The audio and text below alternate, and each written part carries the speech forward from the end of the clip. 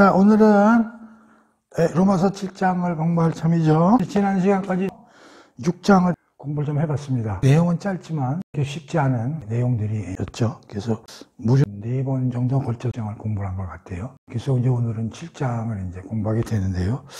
자, 6장과 7장에 대해서 다시 한번 전체적인 큰 주제가 뭔지 다시 한번 우리가 생각을 하고 공부를 해보도록 하겠습니다. 6장, 7장은 우리가 공부를 하면서 어떤 특수한 주제에 대해서 써놓은 게 6장, 7장이라고 그랬어요. 원래는 5장에서 8장으로 연결이 되는 것인데 그 안에 이제 6장, 7장이라는 게 들어가 있다고 그랬죠. 그게 이제 왜 시작이 됐냐면은 6장, 7장이 항상 이신칭 이교리죠. 믿음으로 말미암아 그렇게 됐다. 그걸 사도 바울이 강조를 하다 보니까 전도 과정에서 유대인들이나 또 이방인들 똑같은 생각을 했겠죠.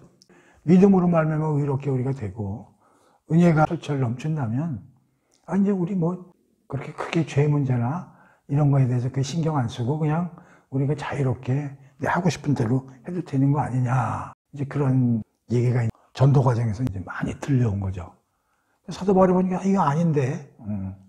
그렇다고 이신칭이 믿음으로 말미암아 의롭게 됐다는 교리를 포기할 수도 없고 엄청난 교리인데 은혜를 더하기 위해서 우리가 죄에 거할 수 있을 수 있는 거 아니에요? 그래서 이제 그게 6장에서 이제 우리가 그 문제에 대해서 이제 논증을 2개 파트로 나눠서 봤죠. 하나는 예수 그리스도의 연합 교리를 통해서 설명을 했고, 두 번째는 그 노예제도에 대해서를 갖다가 예화로 도입해서 그럴 수 없다 하는 거 이제 논증을 한 거예요.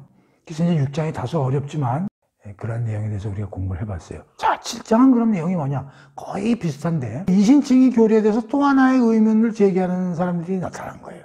그게 뭐냐면 그럼 이신칭의 교리를 그렇게 설명을 하고 중요하다고 사도 바울 선생께서 얘기를 하는데 가만히 들어보면 그렇다면 율법은 지켜야 되는 것도 아니지 않느냐? 그럼 율법이라는 거에 대해서 그 어떤 의미나 이런 걸 땅에 떨어뜨리는 것 같은 얘기가 되는 것 같은데 우리가 세상을 살아가다 보면은 제대로 살아야 되고 선하게 살아야 되고 그러려면은 뭔가 기준이 되는 법이나 유대인에게는 이제 율법, 구약 성경이죠. 그러나 이방인들은 또 이방인 나름대로 하나님이 주신 율법을 갖고 있지는 않지만 그 나름대로 그때 로마 사회니까 그 로마법이 또 아주 잘 만들어진 법이 있으니까 그들은 또 로마법을 지키고 살아야 되잖아요. 그럼 그런 법이 필요한 거지. 인간이 살아나가려면 그런 기준되는 어떤 법규나 기준 이런 게 있어야 되는데 그걸 그렇게 무시하고 되겠습니까? 이제 이런 질문이 또 나온 거예요. 그래서 이제 그 문제에 대해서 사도 바울이 이제 논증을 하는 것이 7장입니다. 7장은 뭐냐면 이거 나름대로 율법도 가치가 있는 거 아니에요? 이런 질문이죠. 근데 바울 선생 당신 얘기 들어보니까 이 율법에 별로 그렇게 큰 의미를 안 두는 것 같은데 그러면 안 되죠. 이거 율법에 가치가 있는 게 아니에요? 이제 이런 질문이 이제 대두가 되는 거죠. 그러니까 이제 여기에 대해서 사도 바울이 나름대로 한 개의 장을 할애해서 설명을 하고 있는 거예요. 자, 봅시다. 7장을 보면은 세 그룹으로 나눠서 살펴보자 그런 얘기예요. 1절에서 6절까지 이제 한 대목으로 보고요. 1절에서 6절까지는 이제 어떤 내용이냐 하면 율법과 그리스도인의 관계. 1절에서 6절까지 이제 공부를 하겠지만 잘 이제 들어보면 율법하고 그리스도인과의 관계는 이렇게 밀접한 관계가 없는 것 같은데 이제 이런 이제 뉘앙스가 나온다고. 그래서 7절에서 12절까지는 율법에 대한 기능과 한계. 다른 말로 하면 율법을 옹호 또는 변호. 율법? 그거 필요한 거예요. 가치가 없는 게 아닙니다. 그러한 얘기를 7절에서 12절까지 이제 사도 바울이 얘기를 하게 되고 그 다음에 이제 13절에서 15절까지는 예화라고 그럴까? 어떤 한 사람을 가상적으로 율법하고 관련해가지고 묘사하는 그러한 내용이 기록이 되어 있는 거예요. 그래서 1절에서 6절, 7절에서 12절, 그리고 13절에서 15절 정도. 그래서 여기는 율법과 그리스도인의 관계. 두 번째는 율법은 그렇게 나쁜 게 아니다. 그래서 율법이 얼마나 큰 기능을 갖고 있는 건지에 대한 변호, 옹호. 그러니까 앞에서 부정적인 것 같은 뉘앙스가 펼쳐지거든요. 율법에 대해서. 근데 그 뒤에서 율법 중요합니다. 라는 걸 논증하는 거죠. 옹호하고. 그 다음에 이제 마지막에는 어떤 한 사람을 가상적으로 해가지고 그 사람이 이제 살아가면서 율법과의 관계에서 자기가 느끼는 그러한 거에 대해서 이제 설명을 쭉 하는데, 앞에 두 개에 대해서는 크게 논쟁이 없어요. 이 마지막 세 번째 파트에서 이제 이 어떤 한 사람이 이제 등장을 하는데, 이게 이제 논쟁의 대상이 되죠. 그래서 우리가 보통 7장을 얘기할 때 논쟁의 장이다 이렇게 얘기를 하거든요. 이 사람이 누구냐? 사도 바울이냐? 자기 얘기를 한 거냐? 그러면 회심하기 전에 느꼈던 걸 얘기하는 거냐? 회심한 다음에 사도 바울을 얘기하는 거냐? 아니다. 사도 바울에 대해서 얘기하는 게 아니라 우리 일반적인 어떠한 그 사람을 가상적으로 표현한 거다. 그러면 그 사람이 거듭난 사람이냐? 거듭나기 전에 사람을 얘기한 거냐? 그거 가지고 또 이제 논란이 많고, 또 한 부류는 아니 그게 한 사람을 통해서 묘사한 거지만 그게 그 당시 전체적인 유대인들에 대한 하나의 묘사다. 그렇게 그걸 이해를 해야지. 그게 꼭 어떤 개인에 대해서 얘기한 게 아니지 않느냐. 또 그렇게들 얘기하는 사람들도 있어요. 그래서 이게 굉장히 논쟁의 대상이고, 유명한 로마서 강해자들도 다 틀려. 그런데 이제 우리가 공부하겠지만 우리는 그 사람에 대해서 그렇게 구체적으로 포커스를 꼭 둘 필요는 없어요. 그러나 또 그 학자들은 또 꼬치꼬치 따지는 걸 좋아하잖아요. 그래서 오늘은 이것까지는 다 공부를 못할 것 같아요. 그래서 요 1절에서 6절 공부를 해보도록 하겠습니다. 그래서 이렇게 7장은 세 대목으로 이렇게 나눠서 공부를 해보는 게 좋겠다. 이렇게 머리에 두시고, 7장은 전체적으로 율법과 우리와의 관계가 어떤가, 과연 율법은 좋은 거야, 나쁜 거예요? 그럼 율법은 어떤 기능을 하고 어떤 장점이 있고 어떤 단점이 있는 거예요? 이제 그런 걸 가지고 이제 7장에서 이제 우리가 공부를 하게 됩니다. 근데 이제 왜 7장이 이제 6장도 마찬가지지만 왜 이 율법 문제가 이렇게 등장을 했냐면은 한번 생각해 보세요. 사도 바울이 물론 이방인의 전도 사역을 이제 맡았지만 그렇다고 꼭 이방인만 데리고 그 전도를 한 건 아니잖아요. 또 유대인, 디아스포라들, 유대 밖에 흩어져 사는 유대인들에서도 전도를 한 거란 말이에요. 그래서 유대인 한번 생각해 보자고. 유대인들은 평생을 그 율법에 벗어나지 않도록 얼마나 노력을 하고 산 사람들이에요. 특히 바리새인 같은 사람들이죠. 그들은 그걸 열심히 지켜가지고 그냥 하나님한테 잘 보여가지고 그냥 천국에 가려고 얼마나 노력하는 사람들이었어요. 거기다 대고서 율법 필요 없어. 율법으로 구원받는 거 아니야. 믿음으로 의롭게 된다니까. 그래서 구원받는다니까. 아니 그러니까 그거 참 받아들이기가 어렵거든. 믿음이라는 게 손에도 안 잡히고 눈에 보이지도 않는데, 그거 믿었다고 그래가지고 그러면 엉망으로 막 사는 사람들, 예수 그리스도 그냥 믿기만 하면 그냥 구원받는단 말이야. 그건 이상하잖아? 당연히 그렇게 생각하는 거예요. 또 로마에 사는 사람들, 이방인이지만 그들도 자기네 지켜야 되는 법률이 있잖아요. 그렇죠?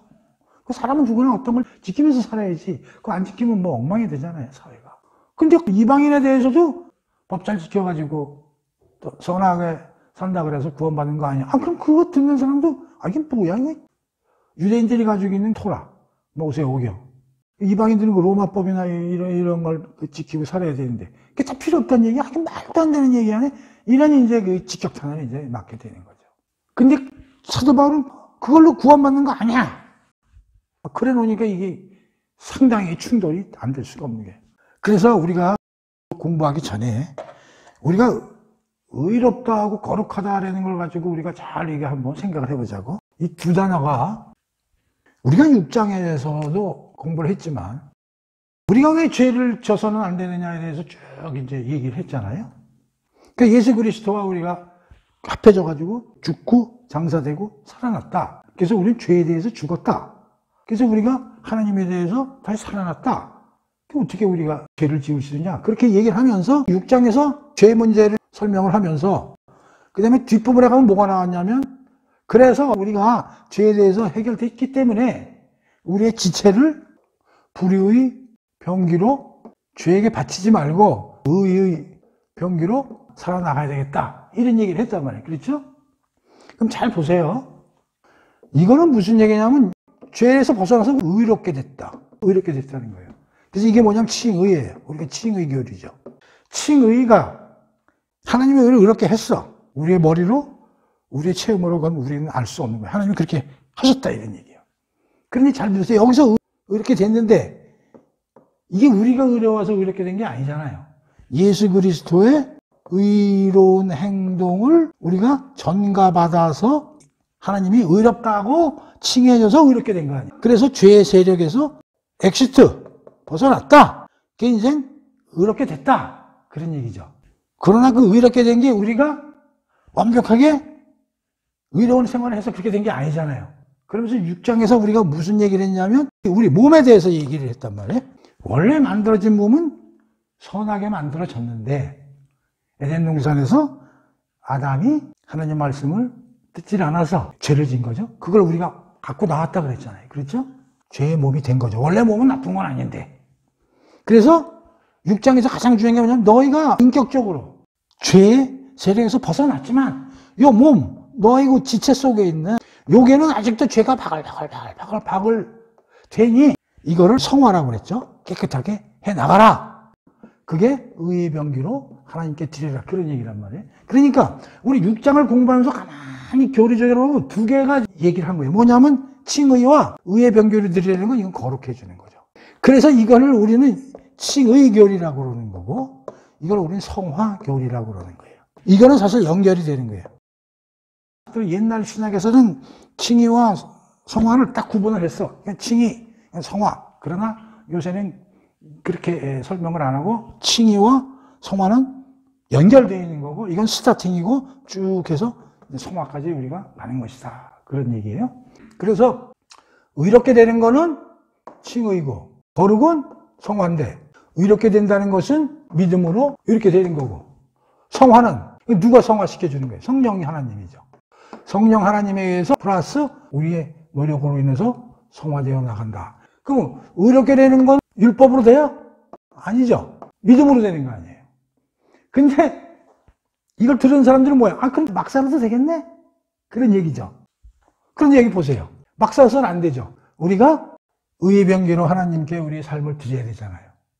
근데 그거는 어떻게 드려야 돼요? 성령 하나님이 우리에 내주하셔서 그런 걸 할 수 있는 공급 능력을 주셨기 때문에 그렇게 해나가는 거지. 그러면 의롭게 되는 것은 믿음으로 되는 거고 거룩하게 되는 거는 성령 하나님의 능력으로 우리가 되는 거야. 그러면 의롭다는 것도 율법으로는 의롭게 되지 않고 거룩한 것도 율법으로 되는 게 아니죠. 그러니까 6장에서 이 얘기를 주로 했고 7장에서 이제 거룩함. 거룩하면 깨끗이 사는 거거든. 우리가 깨끗해지는 거. 여기서 깨끗해지지는 않았잖아요, 우리가. 그냥 하나님이 깨끗하다고 선포해버린 거지. 무죄하고. 그래서 칭의지. 예수님이 의롭게 산 걸 내가 받아가지고 의롭게 돼버린 거야. 그러면 우리는 이제 거기에 걸밖에 살아나가야 되잖아. 살아나가는 걸 우리 성화라고 그러는 거지. 거룩하게. 살아나가는 거. 근데 무율법주의는 뭐냐면 이거 거룩하게 살 필요가 없다. 여기서 의롭다고 무죄로 받았으니까 그게 이제 무율법주의잖아. 그게 이제 그렇게 해서는 안 된다는 걸 이제 우리 6장에서 배운 것이죠. 7장을 공부하기 전에 지금 내가 얘기하는 게 뭐냐면 아니 의롭게 되는 것도 율법하고 관계가 없네. 아유 거룩해지는 것도 율법하고 관계없네. 이건 성령 하나님이 하시는 거라며. 그러니까 이제 율법을 사랑하는 바리새인이나 열심히 종교적으로 선한 행위를 하는 사람들, 그 법을 꼭 지키려고 애쓰는 사람들이 뭐야 이게? 그럼 율법은 이거 개털이네? 그거에 대해서 7장에서 설명하고 싶은 거야. 사도 바울이. 결론적으로 이거 개털 아니야? 이거 중요해. 라고 얘기하고 싶은 거야. 사도 바울이. 율법 중요해요. 근데 그 사람들이 뭔 소리야? 네가 이렇게 얘기해서 무슨 율법이 중요해? 율법은 하나도 가치도 없는 거네? 라고 반박이 오는 거지. 근데 그거를 아니야. 그 중요한 거야. 라고 또 7장에서 열심히 논증을 해야 되는 거예요. 그래서 그 논증을 우리가 따라가면서 오늘 이제 공부를 하는 거예요. 어렵죠? 자칫 잘못하면 이게 칭의와 성화가 이게 충돌되는 것 같이 보이거든요. 이렇게 됐으니까 성화할 필요 없는 거지. 내 마음대로 살아야 되지. 성화가 필요 없다는 얘기지. 그게 무율법주의고, 그게 도덕 폐기론이고, 방임주의란 말이에요. 그러니까 6장, 7장을, 이 조문을 공부하기 전에 왜 이런 게 기록이 됐고 왜 6장, 7장의 핵심 그 주제가 뭔가를 우리가 이해를 해야 돼요. 자, 그래서 우선은 이제 1절에서 6절까지 살펴보겠습니다. 읽어볼게요. 형제들아 내가 법 아는 자들에게 말하노니 너희는 그 법이 살 동안만 그를 주관하는 줄 알지 못하느냐. 남편 있는 여인이 그 남편 생전에는 법으로 그에게 매인 바 되었으나 만일 그 남편이 죽으면 남편의 법에서 벗어나느니라. 그러므로 만일 그 남편 생전에 다른 남자에게 가면 음녀라. 그러나 만일 남편이 죽으면 그 법에서 자유롭게 되나니 다른 남자에게 갈지라도 음료가 되지 아니하느니라. 그러므로 내 형제들아 너희도 그리스도의 몸으로 말미암아 율법에 대하여 죽음을 당하였나니 이는 다른이 곧 죽은 자 가운데서 살아나신 이에게 가서 우리가 하나님을 위하여 열매를 맺게 하려 함이라. 5절 우리가 육신에 있을 때에는 율법으로 말미암아 죄의 정욕이 우리 지체 중에 역사하여 우리로 사망을 위하여 열매를 맺게 하였더니 이제는 우리가 얽매였던 것에 대하여 죽었으므로 율법에서 벗어났으니 이러므로 우리가 영의 새로운 것으로 섬길 것이요 율법 조문이 묵은 것으로 아니할지니라. 여기까지 살펴보겠는데 이게 무슨 얘기 같아요?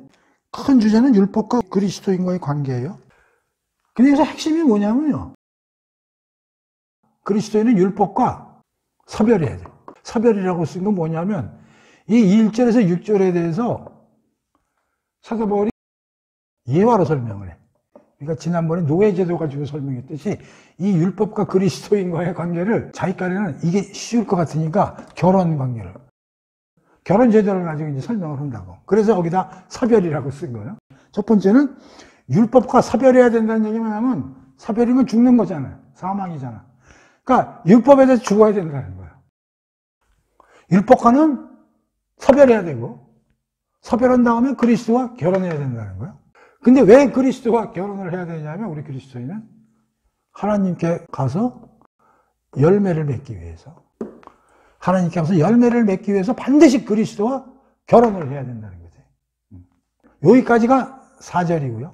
그 다음에 그럼 열매를 맺는 방식이 뭐냐면 조문에 낡은 것이 아니라 영의 새로운 것으로 열매를 맺어야 된다, 이런 얘기예요. 조금 어렵죠? 어쨌든 이게 이제 5절하고 6절에 기록되어 있는 이제 내용이에요. 자, 다시요. 1절에서 6절까지 핵심을 뽑아보면 1. 율법에 대해서 죽어야 된다. 두 번째는 그리스도와 결혼을 해야 된다. 세 번째는 왜 그리스도와 꼭 결혼을 해야 되냐면 하나님께 가서 우리가 열매를 맺기 위해서는 그리스도가 꼭 필요하고 그리스도와 결혼을 해야 된다는 거예요. 그런데 그 열매를 맺는 방법이 옛날에는 조문의 낡은 방식으로 우리가 살아왔는데 영의 새로운 것으로 우리가 살아나감으로써 그 열매를 맺게 된다는 거예요. 이게 핵심이에요. 자, 봅시다. 앞에서는 6장에서는 연합이라는 교리를 했잖아. 연합. 그리스도와 우리가 같이 연합했는데 이제 여기서 결혼이라는 걸 도입을 해가지고 설명을 하는 거예요. 우선 두 가지 예화를 사도 바울이 도입을 하는데 이제 일반적으로 법으로 한번 생각해 보자고. 법을 지켜야 돼요, 우리가. 그런데 내가 큰 사고를 친 거야. 사람을 죽였다고 칩시다. 그럼 내가 어떻게 돼? 징역 20년, 무기징역, 또 사형, 이렇게 이제 벌을 받겠죠. 그래서 이제 내가 재판을 받는 거야. 내가 뭐 어떤 큰 병이 있었는데, 그런 와중에 이제 재판을 받는 중에 내가 해커덕 죽었네? 그러면 이 사람한테 이거에 대해 책임을 물어야 되잖아. 법률에 의해서. 근데 죽어버렸으면 어떻게 돼? 아, 죽은 사람한테 30년 이렇게 선고를 할 수 있나? 아, 이게 뭐, 그게 의부임이었잖아. 그러니까 일반 법과 우리의 관계가 있다면 이 관계가 사망을 하면 끝나는 거죠. 그렇죠. 그 다음에 이제 결혼을 예를 드는 거예요. 결혼을 예를 드는데 어떤 여인이 남편이 있어. A가 이제 남편이야. 그럼 이제 그 남편이 마음에 들든 안 들든 잘 살아야 돼. 물론 요새는 뭐 이혼도 하고 뭐 이러지만 하여튼 그 옛날에 그 유대인들이 꼭 살아야지. 그 예수님도 와가지고 이혼 정도 써주면 합법적으로 헤어질 수 있다고 그랬지만 어쨌든 그 남편이 있으면 거기에 얽매여서 살아야지. 그 남편을 두고 다른 남자하고 가서 하면 이거 간통죄잖아요. 그런데 A라는 남편이 여기 있는데 어떤 여인이 있어. 이런 관계를 맺었는데 이 남편이 죽었어. 사별이 된 거야. 자, 그러면 이 여인은 이제 자유로워진 거야. 누구로부터? 이 남편으로부터. 그래서 B라는 남자한테 다시 시집갈 수 있을까? 아, 이거 오케이. 이건 가능하다는 거야. 7장 1절의 얘기가 이제 이 법의 얘기야. 봐봐. 1절 보면 형제들아, 내가 법 아는 자들에게 말하노니 너희는 그 법이 사람이 살 동안만 그를 주관하는지 알지 못하느냐? 그게 이제 이 얘기지. 법과 이제 우리와의 관계가 쭉 성립을 하다가 딱 죽어버리면 그 법이 그 사람에 대해서 권세를 부리지 못하는 거죠. 그렇죠? 두 번째는 이제 이 결혼 얘기야. 이게 2절하고 3절이야. 읽어보면 그렇게 어려운 얘기는 아니야. 남편 살아있으면 다른 데 가서 바람 피면 안 된다는 거지. 그러면 여기 음료가 되는 게 간통죄가 되는 게 이게 안 된다는 거야. 그러니까 그럼 어떻게 해야 돼? 그 남편이 죽으면 너는 이제 자유로워져서 다른 남편한테 가는 거, 그거는 이제 죄가 안 된다. 이제 그걸 이제 2절 3절에서 이제 얘기하는 거죠. 근데 왜 사자벌이 이렇게 결혼 문제를 갖다가 예화를 부르는지 그건 잘 모르겠어. 그게 이게 뭐냐면 율법은 첫 남편이고 그리스도는 두 번째 남편이야. 사도바울이 얘기하는 건 그리스도와 결혼해야 된다는 걸 강조하고 싶은 거야. 그리스도와 결혼을 해야 돼. 그래서 사도바울이 얘기하고 싶은 건 뭐냐면 그리스도하고 결혼해야 돼. 꼭 해야 돼. 6장에서 본 것처럼 연합을 해야 된다는 건 결혼을 꼭 해야 된다고 여기서 설명하는 거지. 왜냐면 성화돼서 열매를 맺기 위해서 그리스도와 반드시 결혼을 해야 된다는 거지. 근데 그걸 어떻게 얘기하냐면 뭐 6장에서는 그 세례의 방식을 통해서 그리스도 연합이니 뭐 이렇게 설명했는데 여기서 이제 이게 결혼을 설명해요. 그리스도와의 결혼이 중요한 것까지는 아는데 그리스도 가서 결혼하면 되지 않아요? 근데 이게 마음대로 결혼을 못해. 그리스도하고 결혼하려면. 왜? 그리스도는 두 번째 남편이기 때문에. 첫 번째 남편하고 뭔가 관계를 끊어야 돼. 근데 관계를 끊는데 핵심이 뭐냐면 죽어야 돼. 그래서 내가 죽든지 율법이 죽든지 죽어야 돼. 그래야 일로 갈 수가 있는 거야. 결혼 제도를 갖다가 여기다 핵심이 뭐냐면 죽음이야. 율법에서 죽어야 그리스도하고 결혼한다니까. 그러니까 율법이 들어올 길이 없는 거지. 죽어야 되니까. 그래서 사도 바울은 그리스도와 결혼을 해가지고 하나님께 가서 열매를 맺어야 되는 걸 강조하기 위해서 결혼 제도를 예화로 들어가지고 이렇게 설명을 한 거야. 그런데 여기서 재미나는 게 있는데 예화잖아요, 예화. 이걸 들으면서 사람들이 좀 이상하다? 사도 바울이 이걸 얘기하고 싶은데 이게 좀 이상해. 뭔가. 첫 남편이 죽어야 그리스도하고 결혼을 했는데 첫 남편이 누구야? 율법이죠. 그럼 율법이 죽어야 되잖아. 그런데 4절 보세요. 그러므로 형제들아 너희도 그리스도의 몸으로 말미암아 율법에 대해 죽임을 당하였나니 4절에서는 죽은 게 누구야? 우리죠, 우리. 근데 형제들아, 형제들 너희들이 그리스도의 몸으로 말미암아 율법에 대하여 죽임을 당하였느니. 그렇죠. 그럼 율법에 대하여 죽임을 당하였느니 그러니까 죽은 게 뭐야? 4절에서 보면 우리죠, 우리. 그런데 예화로 보면 누가 죽어야 돼? 율법이 죽어야 되잖아, 율법이. 그러니까 지금 죽는 대상이 차이가 나잖아. 그래서 어떤 신학자들은 그런 거야. 사도 바울이 예화를 잘못 들었다는 거야. 술 먹고 썼나? 이게 무슨 예화야, 이게. 예화에 의하면 율법이 첫 남편이니까 율법이 죽어야 되는데 여기 보면 우리가 죽은 거지 율법이 죽은 게 아니잖아. 여자가 죽은 거 아니야. 이해되면. 그래서 또 이걸 연구하는 사람들이 이걸 또 꼬집어내가지고 야, 사도 바울 머리 좋은 줄 알았더니 여기서 예화도 태지다는 거 하나 갖다가 이렇게 헷갈리게 한다고 또 이렇게 지탄을 하고 이제 그래. 그래서 또 그래도 사도 바울을 좋아하는 사람들은 또 뭐라고 그러냐면 예화 아니에요, 예화. 예화라는 거는 쉽게 설명하기 위해서 이렇게 도입한 거지. 어떤 교리나 이거가 100% 맞아 떨어지는 게 아니고 그냥 예화니까 우리가 그 뜻을 이해하면 되지. 너무 그렇게 사도 바울한테 뭐라고 그렇게 지탄하고 그러면 안 되죠. 그리고 이제 또 신학자들끼리 농담 삼아 이런 강해서를 쓰면서 이제 이런 얘기도 하는 거야. 그러니까 혹시 우리도 이거 읽으면서 나도 처음에 이거 읽으면서 죽는 사람이 바뀌었다. 남편이 죽어야 되는데 왜 아내가 죽어버린 거야. 그래서 이거를 너무 그거에 대해서 이게 좀 너무 그 꼼꼼한 사람은 헷갈리고 야 이게 무슨 뜻인가 해서 고민하는 사람들인데 그거 고민하지 말고 이거 예화니까 그냥 편안히 넘어가셔야 되는데 결국은 핵심은 뭐냐? 죽음이다.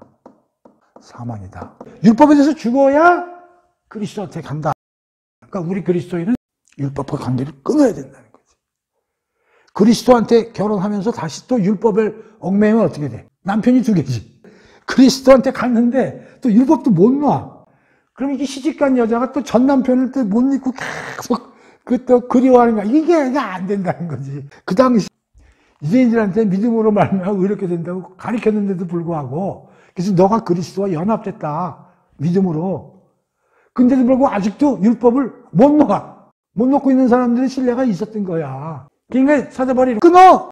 율법하고 지금 남편이 그리스도인데 왜 자꾸 죽은 남편 그 율법으로 자꾸만 주물럭 거리고 앉으니까 이제 그런 걸 이제 얘기하고 싶은 거야. 이해가 되죠?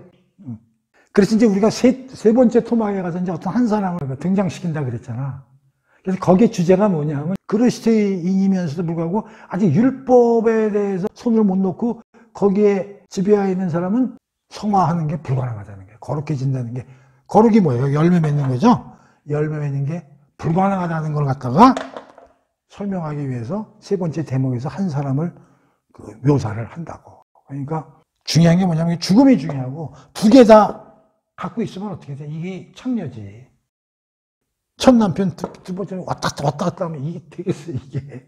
그래서 1절은 이제 완전히 이제 알겠죠. 그 죽은 사람한테 법이 효력을 못 미친단 말이에요. 죽음이 중요한 거예요, 죽는 게. 두 번째, 2절, 3절도 우리가 다 아는 거예요. 남편하고 여인하고의 관계에서 사별을 해야 다른 남편한테 결혼을 하더라도 그게 합법적이 된다, 그런 얘기죠. 이 2절, 3절이 결혼제도와 관련해가지고 예화를 들었잖아요. 여기서 이제 중요한 게 이제 한 가지 있는데, 난 이걸 가장 중요하게 생각하는데, 이걸 다른 사람들은 뭐 이렇게 크게 부각을 안 시키는데, 그럼 우리가 그리스도와 결혼을 해야 되고, 그거 했다고 치자고. 그리스도와 결혼하려고 그러면 전 남편이 죽어야 되죠. 율법과의 관계가 끊어져야 된단 말이에요. 그게 합법적인 결혼이 되는 거냐, 그리스도가. 그러면 예수님이 이 세상에 성육신해서 오셨어. 그래서 여기서 삶을 사시고 죽고 부활하셨죠. 근데 여기에 우리가 연합이 됐죠.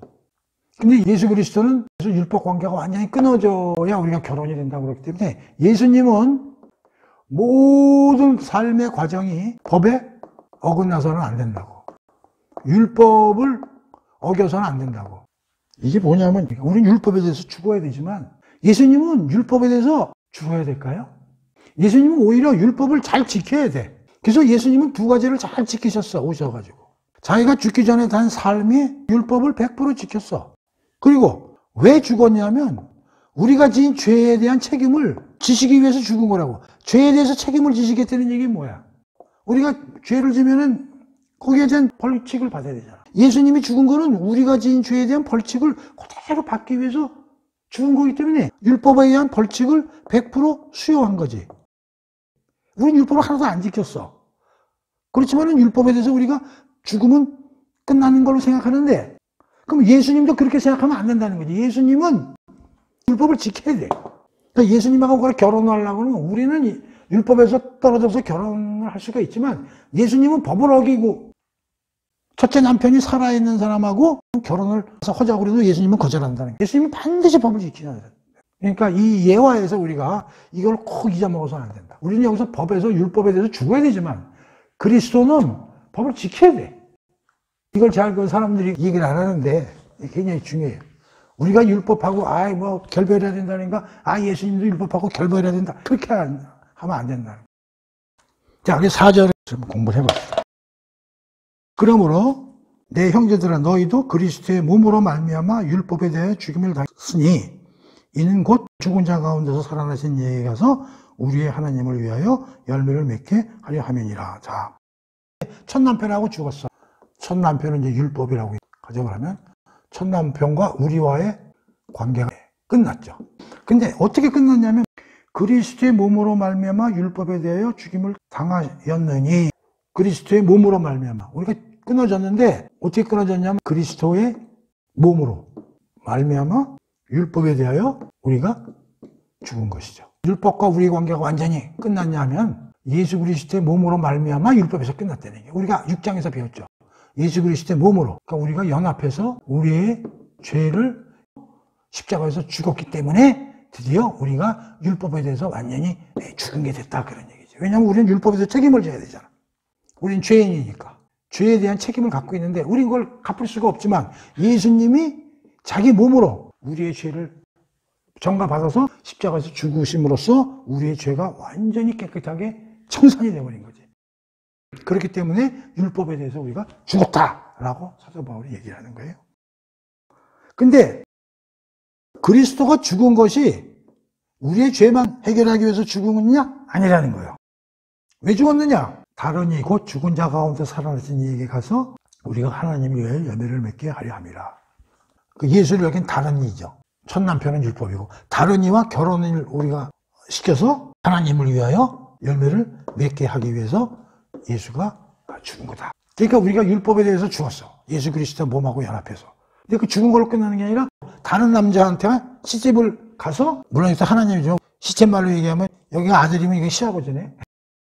예수가 하나님을 아버지라고 이제 많이 불렀지만 그렇다고 해서 우리 시중에서 얘기하는 그 아버지와 아들 이런 건 사실 아니지. 예수님도 하나님이고 성부 하나님도 하나님이고 어쨌든 예수 그리스도가 우리를 안고 죽은 것은 뭐요? 결혼시키려고 그러는 거지. 그리스도가 결혼시켜야 돼. 왜? 하나님께서 열매를 맺게 하기 위해서. 그게 4절이죠. 4절을 요약해 보면 죽었는데 방법이 뭐냐면 예수 그리스도의 몸과 우리가 연합해서 죽은 거야. 근데 죽음으로 끝나는 게 아니라 결혼을 통해서 하나님께 열매를 맺게 하기 위해서 결국은 죽은 것이다. 그런 얘기죠. 그래서 열매는 이게 성화죠. 이게 이제 거룩하게 되어야 하는 것이죠. 자, 열매를 맺는데 5절, 6절 봅시다. 열매를 어떻게 맺어야 되냐면 6절에 이제 중요한 핵심 기절이 나오는데, 자, 5절 읽어볼게요. 우리가 육신에 있을 때에는 율법으로 말미암아 죄의 정욕이 우리 지체 중에 역사하여 우리로 사망을 위하여 열매를 맺게 하였더니 이제는 우리가 얽매였던 것에 대하여 죽었으므로 율법에서 벗어났으니 이러므로 우리가 영의 새로운 것으로 섬길 것이요 율법 조문에 묵은 것으로 아니할지니라. 좀 어렵죠. 근데 이 5절, 6절은요 4절의 열매에 대한 구체적 진술이에요. 열매를 맺어야 되는데 이 열매가 5절과 6절에서 이제 설명을 하고 있는데 이건 과거 얘기하는 거예요. 우리가 육신으로 살 때 어떻게 되냐면 율법으로 말미암아 죄의 정욕이 우리 지체 중에 역사하여 사망에 이르는. 우리가 하나님께 가서 열매를 맺어야 되는데 예수 그리스도와 결혼하기 전에는 우리가 육신으로 살았다는 얘기예요. 우리 육신 공부했죠. 육신은 뭐야? 죄가 우리의 몸뿐만이 아니라 우리의 영혼이나 우리의 인격 전체를 지배하던 그런 삶. 그게 육신적인 삶이라고 했어요. 6장에서 공부를 한 거예요. 육신. 그러니까 육신이라는 건 몸, 바디 이런 뜻이 아니에요. 육신은 뭐에 반대말이에요? 영적에 반대말, 육적이다 이런 뜻으로 해야 돼. 우리가 육신으로 살았단 말이에요. 그러니까 죄가 우리 몸뿐만이 아니라 우리 전 인격을 지배하고. 그럼 그렇게 왜 살았냐면 율법 하에 있었기 때문에 그렇다는 거지. 율법하고 우리가 관계가 끊어져야 되는데 이때는 율법하고 관계를 맺어가지고 율법 하에서 육신적으로 살아가지고 어떻게 됐대? 죄의 정욕. 그 율법을 우리가 달성을 해야 되는데 못해. 죄가 많아서. 요거는 또 나중에 다음 장에서 자세히 설명하는데 우리의 본성은 기가 찬 건데 이 죄가 들어옴으로써 이 본성이 왜곡돼가지고 이러한 정욕이나 욕망, 탐심 이런 나쁜 의미의 그 마음이 생겨가지고 이게 이제 우리 지체를 지배해가지고 우리가 사망에 이르렀다 그런 얘기예요. 예수 그리스도와 함께 죽기 전에는 여기 율법이 전 남편이지. 그런데 자 6절에서는 어떻게 설명하나 보세요. 이제는 뭐야? 이제 드디어 전 남편하고 사별해서 끝난 거지. 우리가 예수와 연합해가지고 죄의 세력에서 이제 바깥으로 탈출한 거죠. 우리가 얽매였던 것에서 죽었으므로 율법에서 벗어났으니 이게 앞에 결혼제대로 말하면 율법과 우리가 이제 사별한 거죠. 그러므로 우리가 영의 새로운 것으로 섬길 것이요 율법 조문에 묵은 것으로 아니할지니라. 자, 그래서 우리가 열매를 맺게 되는데 무슨 방법으로 열매를 맺느냐 뭐라고 그래요? 영의 새로운 것으로.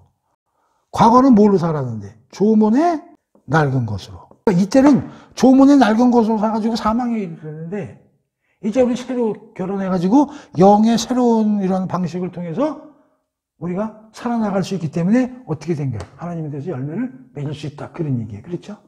좀 이해가 돼요? 그러니까 4절에 열매를 맺어야 되는데 그 열매를 구체적으로 좀 설명한 게 5절, 6절이다. 이런 얘기예요. 그러니까 5절은 과거에 어떻게 열매를 못 맺었는지에 대해서 얘기를 한 거고 6절에서는 우리가 과거에 조문에 낡은 것으로부터 우리가 살아오지 않고 앞으로 영의 새로운 것으로 삶으로써 우리가 하나님께 열매를 맺게 될 것이다 라고 5절, 6절을 설명하는 게 그렇죠?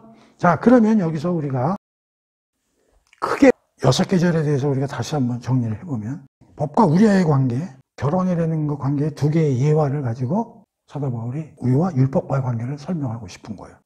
법과 결혼제도에 관한 거는 3절까지 쉽게 설명이 되고 4절에서 중요한 것은 뭐냐면 열매예요, 열매. 그리스도와 꼭 결혼을 해야 돼. 그건 뭐냐면 하나님께 가서 우리가 열매를 맺게 하기 위해서. 자, 근데 이 열매를 5절, 6절에서 상세히 설명하는 거야. 이거는 우리가 율법하에 있을 때. 이거는 이제 그리스도와 결혼한 후에. 첫째 남편하고 살았을 때는 어떤 방식으로 살았냐면 조문의 낡은 것으로. 여기는 이제 영의 새로운 것으로 사는 거야. 그래서 여기서는 어떤 열매를 맺었냐면 사망이죠. 여기서는 거룩의 열매를 맺겠죠. 의롭고 거룩의 열매를 맺겠죠. 자, 그러면 이게 이제 핵심 귀절이야. 그럼 이제 우리가 조금 더 공부를 해야 되는 게 뭐냐면 열매의 의미를 조금 더 우리가 공부해야 되고, 자, 이 열매가 뭘까요? 우리가 한번 생각해 봅시다. 자꾸 외우려고 그러지 말고 우리가 한번 생각을 해보자고. 우리가 그동안에 우리 서병훈 성경책들을 통해서 많은 걸 이제 공부를 했잖아요. 그걸 전부 이제 동원해가지고 우리가 열매가 도대체 뭘 뜻하는지 우리가 한번 생각해 보자는 거지. 예수님과 결혼을 했으니 우리 열매를 맺어야 되잖아요. 꽃이 피어야지. 이거에 뭐 어마어마하게 뭐 많은 얘기를 할 수 있는 거죠. 뭐가 있을까요? 열매를 맺어야 된다고. 우선 하나님의 뜻과 하나님의 생각하시는 목적과 맞도록 살아나가는 거에 되겠죠. 쉽게 말하면 하나님의 뜻과 목적대에 맞도록 살아나가는 거죠. 그럼 우리가 모든 성경 구절을 한번 이렇게 생각해 보면 하나님을 영광스럽게 하고 하나님을 기쁘게 하고 하나님을 이제 즐거워하는 그런 삶을 이제 살아 나가야 되겠죠. 그러니까 우리가 우리 아버지한테 효도하려고 아버지를 영광되게 하고 아버지를 기쁘게 하게 하고 우리가 또 아버지하고의 관계를 아주 즐겁게 유지하고 그걸 즐거워하는 그런 삶을 살아야 되겠죠. 우리가 꼭 성경을 하나 안 찾아보더라도 그렇죠. 그럼 옛날에 이제 이렇게 못 살았던 거죠, 우리가. 5절에 왜 우리가 열매를 그렇게 못 맺었냐면 우리 육신이 율법하에서 죄의 정욕으로 우리 지체, 죄의 지배에 살았기 때문에 열매를 못 맞은 거죠. 근데 우리는 이제 하나님께 열매를 맺어야 되니까. 우리 능력으로는 안 되는 거잖아요. 그렇죠. 근데 하나님이 이렇게 살 수 있도록 그리스도와 결혼을 했기 때문에 우리가 이걸 할 수 있는 그 힘을 공급해 주시죠. 그게 뭐예요? 성령 하나님이죠. 성령님을 우리 안에 내주하게 하나님이 해주시기 때문에 우리가 이제 열매를 맺고 살 수 있는 힘이 생기는 거죠. 이게 이제 다른 종교와 다른 철학자들이 제시하는 윤리적 기준은 내용 같더라도 그 힘이 우리에게는 있는 거죠. 다른 종교는 그런 힘이 없는 거죠. 그렇죠? 그럼 이제 어떻게 살아야 되는가에 대해서는 성경이 굉장히 많이 나와요. 우선 가장 중요한 열매 나왔으니까 성령의 열매지. 갈라디아서에 보면 성령의 열매가 나오는 거죠. 왜냐하면 성령께서 우리 안에 내주셔서 우리를 푸싱하시니까 성령의 열매를 맺겠죠. 갈라디아서 9개가 나오죠. 갈라디아서 5장 22절에서 23절이죠. 우리 어디서 다 공부했을 거예요. 저는 이걸 외운다 그랬죠. 영어로. 한번 써볼까요? 자, love, joy, peace, patience, goodness, kindness, gentleness, faithfulness, self-control. 저는 이걸 왜 영어로 배우냐면 한국말로 하니까 이게 나은 것 같아요. 3개씩 나누죠, 이렇게. love, 사랑, joy, 기쁨, peace, 평화, patience, 인내, goodness, 선함, kindness, 친절함, gentleness, 온유함, faithfulness, 충성, self-control, 자제. 성령 하나님이 우리 안에 들어오셔서 일을 하시면 이런 성품들이 밖으로 표출이 된다는 거죠. 그게 이제 열매 맺는 거에 대한 결과. 그 다음에 각종 서신서에 보면 우리 로마서를 비롯해서 뭐 에베소서, 뭐 골로새서 이런 여러 가지 이제 우리가 공부는 아직 안 했지만 그런 서신서에 보면 항상 서신서는 앞부분에 교리가 있고 항상 뒷부분에는 어떻게 실천해야 되는가에 대한 내용이 자세히 나오거든요. 그런 대로 이제 살아나가는 거죠. 그런 게 이제 열매 맺는 삶이죠. 그거의 핵심 사항이 뭐냐면 그리스도의 삶을 우리가 본받아서 사는 거죠. 또 특히 중요한 게 이제 사랑의 이중계명이죠. 하나님 사랑, 이웃 사랑이죠. 뭐 이런 내용들이 서신서 같은 데 있는 거죠. 그 다음에 우리가 대표적으로 열매 맺고 이렇게 살아나는 게 대표적인 게 뭐 있어요? 산상수훈이 있잖아요. 산상수훈 유명하잖아요. 마태복음 5장에서 7장까지 쫙 어떻게 살아야 되는 게 나와 있잖아요. 산상수훈 가운데서도 여러 내용이 있지만 특히 팔복보다도 나는 팔품이라고 설명을 많이 했죠. 우리 그리스도인들은 8가지 성품을 갖고 있는 사람들이다. 8개의 성품으로 심령이 가난하게 살아나. 그게 아니라 심령이 가난한 자라는 거죠. 그렇죠? 심령이 가난한 자, 애통해하는 자, 온유한 자, 의에 줄이고 굶주린 자, 화평을 만드는 자, 8번째, 의에 의해서 우리가 박해를 받는 자. 8개 성품을 우리 산상수에서 공부했잖아요. 이런 거죠. 그리고 여러 가지 복음서에서 보면 자기 부인, 십자가의 삶 이런 거죠. 그 다음에 로마서에서 배우게 되겠지만은 우리 몸을 산제사로 드려라. 그리고 우리 6장에서 배웠잖아. 우리 지체를 어떻게 하라고? 의의 병기로 하나님께 드려라.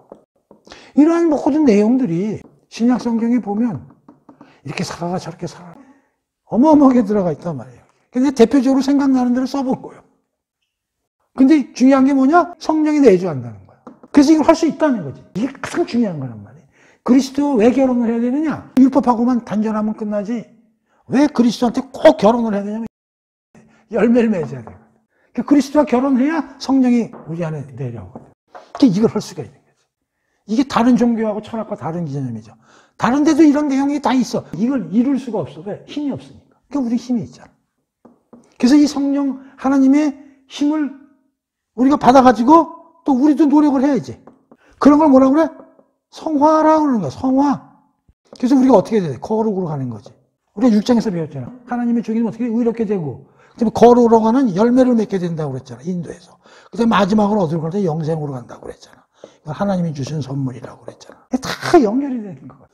우리는 열매를 맺을 거라고 사도 바울은 한 단어로 썼지만 우린 또 서병훈 성경책의 특징이 뭐야? 또 우리 이 안으로 들어가가지고 이걸 파헤쳐서 또 이렇게 찾아보는 특징이잖아요. 찾아보잖아, 우리. 그냥 안 넘어가잖아. 시간이 오래 걸리더라도 꼼꼼히 찾아보잖아. 이거만 성경 구절 다 또 뽑아서 하면 한 서너 번 또 해야 돼. 그런데 여기 탁 써놨잖아. 이걸 외우려고 그러지 말고 공부를 열심히 하다 그냥 저절로 튀어나온다고. 성령의 열매를 맺으려면 최선태 그리스도인들이 이런 게 딱 머릿속에서 그냥 착 그냥 공급이 돼야 우리가 사는데 진짜 열매를 맺게 살 수 있는 거 아니에요. 이게 머릿속에 없으면 더 찾아보고 뭐 일일이 이렇게 하면 안 되지. 다시 한번 볼게요. 제일 중요한 게 하나님의 뜻 목적대로 사는 거란 말이에요.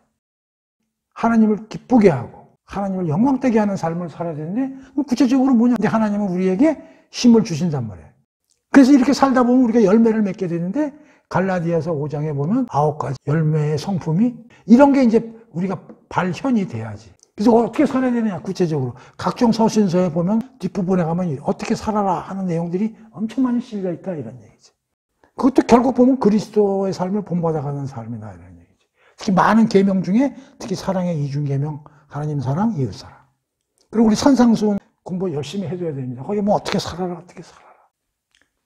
원수를 사랑해라. 남을 비판하지 말라. 남한테 대접을 받으려면 먼저 대접하라. 뭐 여러 가지. 특히 팔품. 우리 그리스도 어떤 성품을 갖고 있는 사람들인가.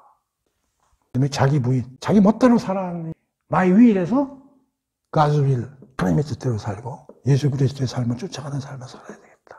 그리고 이제 로마서에서 12장에서도 나오겠지만 우리 몸을 산제사로 드려라. 옛날에 동물로 제사를 드렸지만 우리는 하나하나 살아나가는 삶 자체를 제사라고 생각하고 의의 병기로 하나하나의 우리 지체의 삶을 의의 병기로 전쟁하는 것과 같이 하나님 뜻에 맞게끔 살아나가야 된다. 뭐 이런 것들이 이제 전부 우리가 열매를 생각하면 되겠죠. 그렇죠? 오케이. 그래서 이런 게 있다 하는 걸 이제 참고로 말씀을 드렸고요. 자, 이런 열매를 맺으라는 거죠. 그렇죠? 그런데 이렇게 살려고 그러면 방식이 틀리다는 거죠. 과거 방식이 있고 이제 새로운 방식이 있는 거죠. 앞에서 조금 전에도 얘기했지만 과거 방식은 뭐냐? 조문의 낡은 것이라고 하고 그랬죠. 이거는 영의 새로운 것이죠.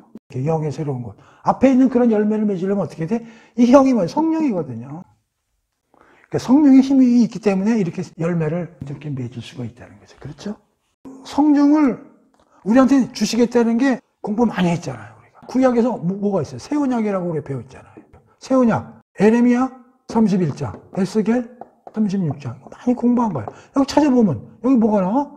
메시아와 새 언약이 나오죠. 내가 새 언약을 너희에게 주리라. 새 언약을 하기 위해서 구체적으로 어떻게 돼요? 메시아가 오실 것이고 성령이 너희 마음에 내주할 것이다. 그래서 마음의 할례를 통해서 이런 걸 다 할 수 있다. 구약에서도 이미 우리한테 제시가 됐던 거란 말이에요.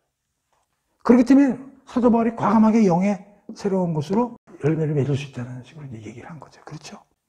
영이 내주하기 때문에 거듭나고 중생, 뉴버스, 영적으로 다시 태어났기 때문에 열매 맺는 삶을 살아갈 수가 있는 거죠. 그러니까 과감하게 새로운 방식으로 열매 맺을 수 있다고 여기서 얘기해 주고. 그럼 과거에는 어떻게 됐느냐? 여기 쓰여있잖아. 과거에는 조문에 낡은 것이라는 게 뭐냐면, 조문이라는 게 뭐야? 레터, 편지죠. 또 written, 영어로 치면. 율법 조문이죠. 조문에 낡은 것이라는 얘기는 분명히 성령과 대조되는 개념인데, 율법을 말이죠. 앞으로 배우겠지만 이거는 영적 개념이거든요. 영적이고 마음과 관련이 되거든요. 우리가 마태복음에서 배웠지만, 산상수훈에서 배웠지만, 살인하지 말라. 그 유대인들은 행동으로 살인 안 하면 나는 잘 지켰네? 그렇게 생각한 거예요. 근데 예수님께서 그거 안 잘못했다. 니들 마음속에 사람에 대해서 분노를 보이고 그 친구한테 나쁜 소리하고 너 저리 가! 분노를 표출하는 것도 살인이야. 그렇게 얘기했잖아요. 그리고 강간하지 말라. 그것도 유대인들은 강간 안 하고 다른 여자하고 관계를 안 맞으면 깨끗하다고 생각한 거야. 근데 예수님이 뭐라고 그래? 마음으로 혹심을 품어도 넌 강간한 거야. 그렇게 얘기를 했잖아요. 그러니까 letter, written, 조문이라는 게 율법을 written, 쓰여있는 문자대로 해석했다는 거죠. 이게 영적 개념이고 마음과 관련된 게 율법인데 그 율법의 본질을 가지고 살아야 되는데 그게 아니고 문자대로 살았다는 게 written, 쓰여있는 그거대로. 그러니까 그 율법은 하나님의 법과 하나님의 성품과 하나님의 생각과 이걸 표현한 건데 그게 아니고 자기가 생각하는 법으로 생각한 거예요. 그리고 더 중요한 건 행위로 생각한 거예요. 행위만 아니면 난 깨끗해. 그게 아니잖아. 마음과 관련된다고 그랬잖아. 그래서 조문에 낡은 것이라는 건 이런 걸 뜻하는 거란 말이에요. 율법이 영적이고 마음과 관련되는 그런 개념을 모르고 하나님의 법을 자기 법으로 자기가 해석하고 자기 나름대로 그리고 이걸 행위에 치중하면서 마음이 아니라 지들 입맛에 맞는 대로 살아서 결국은 열매가 거룩하게 되지 못하고 사망의 결과를 가져왔다고 5절에서 지금 설명하고 있는 거예요. 이해가 되죠? 1절에서 6절까지 이제 우리가 다 살펴본 거예요. 오케이? 첫 번째 대목이에요. 율법에 대해서 죽어야 된다. 우리는 율법 관계를 끊어야 된다. 그걸 어떻게 설명했느냐? 결혼제도로 설명을 해가지고. 우리는 율법은 나의 첫 번째 남편이고 그리스도는 나의 두 번째 남편인데 그리스도가 결혼을 해야 되는데 하려면 첫 번째 남편과 사별을 해야 되는데 율법과 관계를 끊어야 된다 그런 얘기죠. 근데 율법과 어떻게 관계를 끊느냐? 그리스도가 몸으로 말미암아 우리와 함께 연합해서 그걸 끊어주셨다는 얘기죠. 그래서 이제는 합법적으로 그리스도가 결혼할 수 있게 됐다고 얘기를 하는 거죠. 그럼 왜 그리스도와 결혼을 해야 되냐? 하나님과 함께 가서 열매를 맺게 되게 해서 그리스도와 결혼을 해야 된다는 얘기죠. 그 열매가 뭐냐? 거룩하게 되는 거죠. 성화로 가는 거죠. 근데 그게 과거의 방식으로는 불가능했다 그런 얘기죠. 조문에 낡은 것. 그런데 하나님이 성령을 주셨기 때문에 그리스도의 승천과 더불어 우리에게 성령을 오순절날 주셨기 때문에 그 힘을 가지고 우리가 거룩하게 열매를 맺고 살아나갈 수 있게 됐다. 그거를 이제 사도 바울이 1절에서 6절까지 이제 설명을 한 거예요. 오케이? 7장의 그 세 대목 중에 오늘은 그냥 첫 대목 1절에서 6절까지만 공부를 여기서 하도록 하고 다음 기절들은 다음 시간에 하도록 하겠습니다.